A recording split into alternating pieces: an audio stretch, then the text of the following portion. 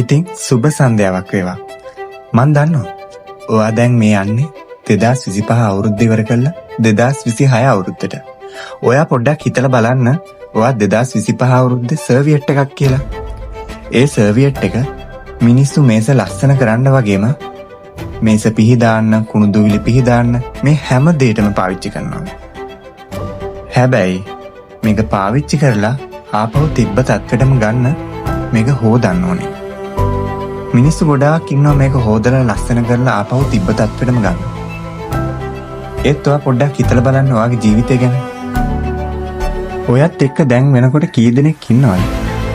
ඔයාව කී දෙනෙක් දන්න අඳුරනවද? හැබැයි ඔයා හොඳට මතක තියාගන්න ඕන දේ තමයි අපිව වටින මිනිස්සු කියලා જાතියක් නැහැ.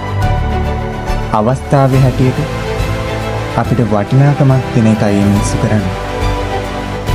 ඉතින් අර සේවේට් එක හොදන්න, ලස්සන කරන්න මිනිස්සු ගොඩාක් හිටියට හැඩි වුණාම ඔයාගේ ජීවිතේ හැඩ කරන්න කවුරුත් නැහැ. ඔයා විතරමයි ඔයාට ඉන්නේ. ඉතින් මේක හොඳට දැනගෙන, ඒක හොඳට මතක තියාගෙන 2026 අවුරුද්දට අඩිය තියන්න. මේ ලබන 2026 අවුරුද්ද ඔබට සුබ වේවා.